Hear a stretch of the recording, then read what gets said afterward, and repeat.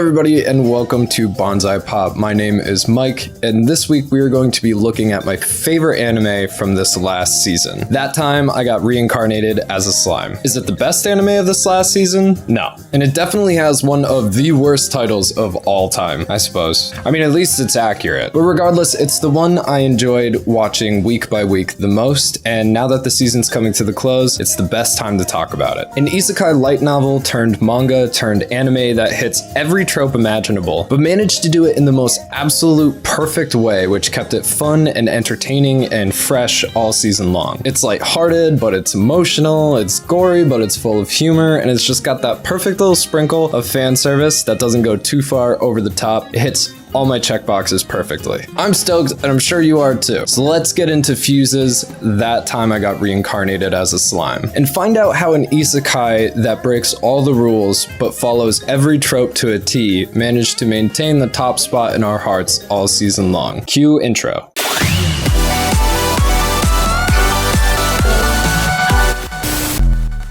Hey, before we get into this episode, I just want to let you guys know that there are going to be spoilers for That Time I Got Reincarnated. Here's your spoiler warning. If you don't want to be spoiled, leave the video, go watch it, come back. It'll be worth your time.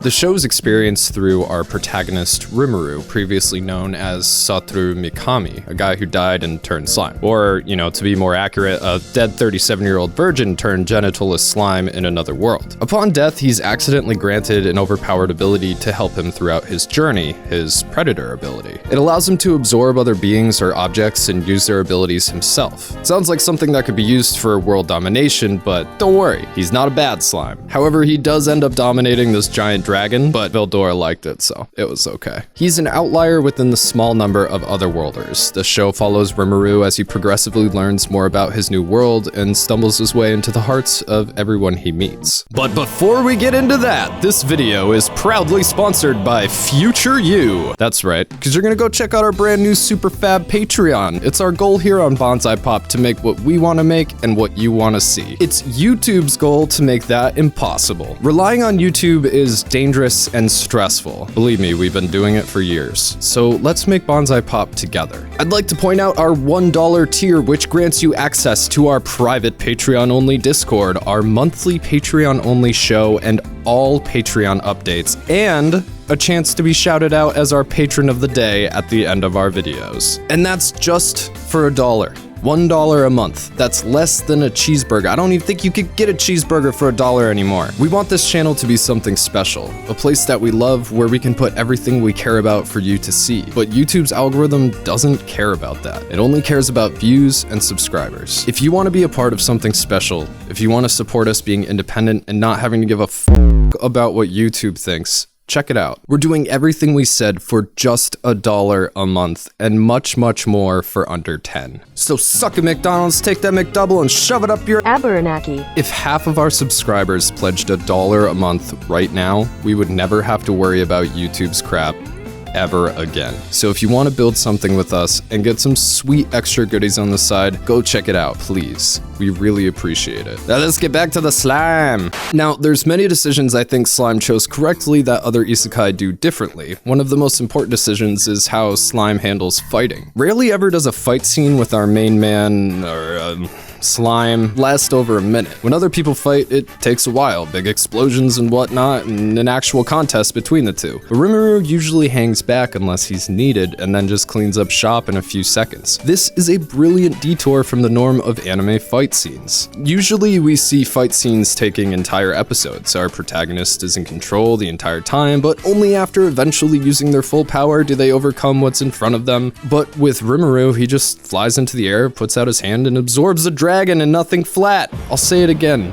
This is brilliant. While we like seeing fight scenes and cool techniques, I cannot think of a better way to show that a character is overpowered. Throughout the anime, Slime has introduced impossible villains that others can't even touch. And then Rimuru comes in, takes him down immediately. The same thing happened with Millen the Demon Lord and Charybdis the Calamity. The fight's taken all day, we literally see the sky change color to signify how long it's been, and then Millen comes in and cleans up in a minute. While Rimuru is overpowered enough to gain a large nation and protect his people, who are all powerful in their own right, Millen shows that there's still room for him to grow, so there's still progression to be made. There's an insane gap between these characters, and the rest of the population. It gives us a taste of how strong the demon lords are and how strong Rimuru is. Without all the flowery fluff of a drawn-out fight, it allows the show to have fight scenes with its many characters, but it keeps the balance of Rimuru's capacity by having him only fight when necessary and absolutely destroying what he does decide to engage. Because of this decision, Slime doesn't depend on its fight scenes to make the show exceptional. Instead, it relies on character progression, relationships, and plot. The anime is well paced, allowing large time skips between episodes as we watch a small goblin village evolve into a nation that's home to many races. With the ever-growing additions to the small village turned young nation, we suddenly have a ton of secondary, tertiary, quaternary, and quinary characters. And yes, I did have to look up what came after tertiary, and no, 6 isn't sextary.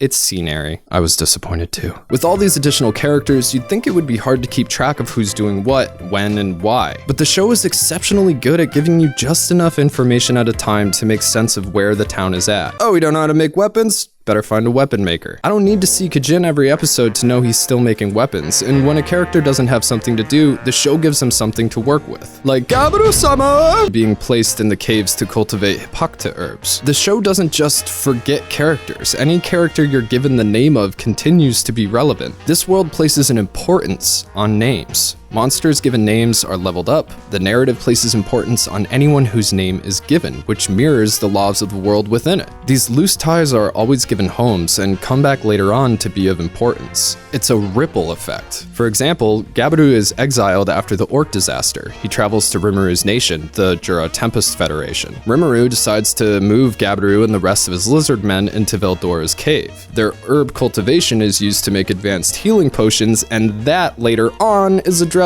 in terms of trade with other nations. This secondary-ish character from the Forest Disturbance arc continues to be relevant, and his work continues to be of importance to the plot and progression of the anime. He also provides a ton of comedic relief, and while I hated his character at first, I've grown to enjoy his appearances a lot. By far the best example of this ripple effect is Shizu. Not just another otherworlder, but one from Japan. She's only in episodes 6 through 8, yet it's her dying wishes that drive the rest of the season, gives Rimuru his future goals, and pushes him towards her otherworld students. Despite her role being so short, her character drives the overarching plot of the anime. When Rimuru absorbs her into his body, he takes on her memories and her will. In absorbing her, Rimuru creates a stronger connection with Shizu than he ever could have had otherwise, and this connection drives him to a new era of his journey. This isn't an isolated incident. Whenever Rimuru absorbs an intelligent being, there's an intimate connection formed. Veldora and the Orc Lord are both having their goals and wishes fulfilled, their sins being erased post-consumption by a simple slime carrying on positively in their footsteps. Rimuru now has an overarching goal to find out more about Demon Lord Leon Cromwell and fulfill everyone's final wishes, Shizu's in particular. These goals lead him to befriending Milim, taking care of Shizu's students, searching for superior spirits, meeting the Queen of the Spirits, Demon Lord Ramirez, and always keeping Shizu's mask on hand. Shizu, despite being dead or whatever she is inside Rimuru, takes an even more integral part of the OP,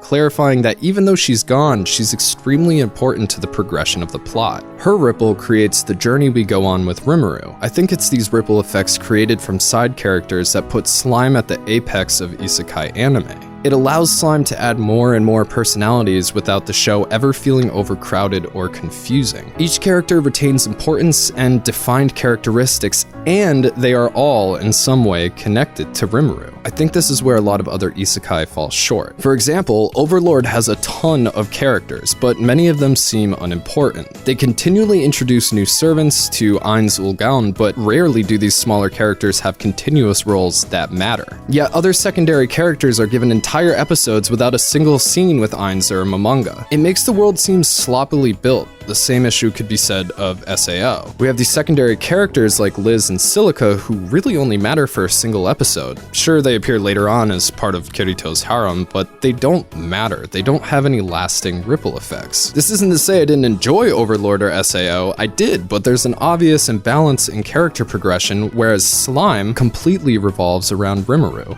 All the other characters, no matter how small, have a relationship with him. When you compare the secondary characters to Slimes, these other shows fall flat on their faces. Perhaps the worst example of this is in Fairy Tail. Granted, it's not an isekai, but you know what I'm trying to say. It just throws new new good guys and bad guys at you over and over, some of them staying important, some of them are never seen again. Like, can you tell me this guy's name? Yeah, I couldn't tell you either, but an entire episode is based around a fight trying to learn it. Slime assures that all characters who have names you learn continue to have importance to Rimuru and the plot in one way or another, and that keeps the world understandable and not overwhelming. Our little slime buddy is the center of this world for us. It's his experience that makes the show manageable and enjoyable for us to watch, but why we like Rimuru isn't exactly obvious. Most of us can't relate to an overpowered slime that is also the leader of a nation. That's just not on many people's resumes. But there is one thing in particular that makes Rimuru extremely likable, and that's his overwhelming desire for things to be happy and peaceful. Despite the power to bulldoze over pretty much anyone at any time, Rimuru never resorts to violence unless all his other options have been exhausted.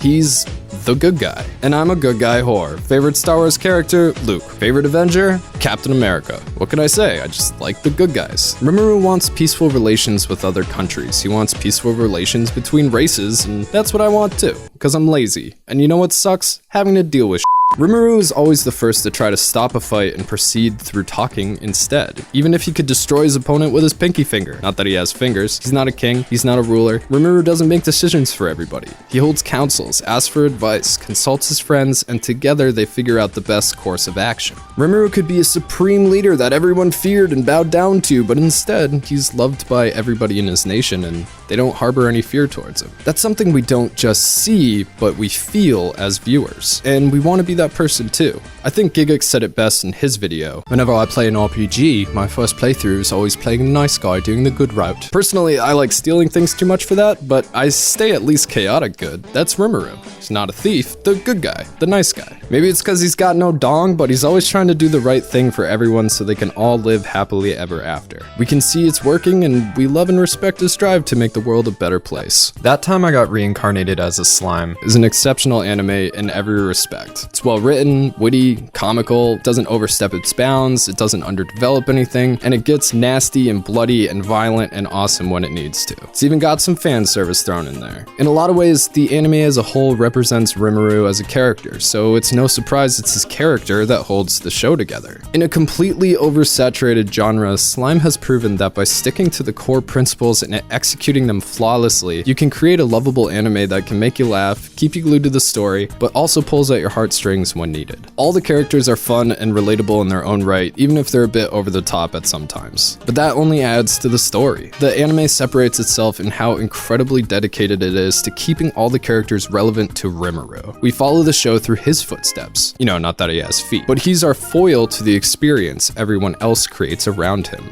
His town, his nation, it's not being built by Rimuru, it's being created by everyone around him, and we use his character as our eyes to experience it. It's almost as though we were also absorbed by Rimuru, and we experience every thought and every feeling he does, and that gives us a unique and personal relationship to him and him alone. It doesn't feel like we're experiencing this world through an overpowered monster who's also running an entire nation. It feels like we're stumbling along with him and figuring out what the right thing to do is as we go, as well as being shocked when everything works out just fine. Slime is fresh and fun and gives us not just one person, but an entire nation to support. We get to feel connected to so many unique individuals without it being overwhelming because each character retains a semblance of importance and a role within the show. Their ripples create the entire progression of the anime, and that continues to get me excited over and over again. That Time I Got Reincarnated as a Slime is one wholesome package of excellence, you know, minus the fan service. That's the thing, it's there. It does everything an isekai should, and it does it better than most other that I've ever seen. I know I'm invested, I wait every week for a new episode, and I bet you are too. Also, Millam is best girl. I'm on Twitter. Go ahead, at me. This won't be the last time we talk about That Time I Got Reincarnated as a Slime. I definitely want to do a deep dive like I did with The Promised Neverland and ReZero, as well as what I'm going to do with our next video that we already have lined up. Now, if you like this video, make sure to subscribe and hit that bell. I know we gotta tell you every time, but more importantly,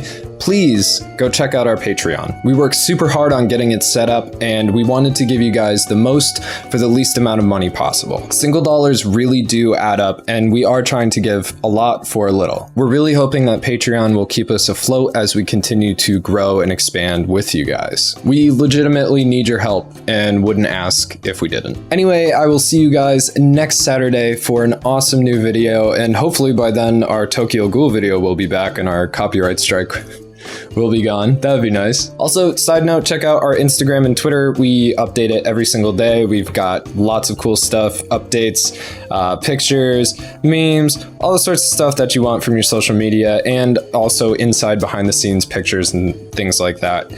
We worked pretty hard on that too. So if you want to go check that out, it's at bonsai_pop on both. We'd love to see you there. I love you guys. You're the best. You're very attractive and you smell delightful. Go do something awesome this week. My name's Mike, and I'll catch you next time. Bye.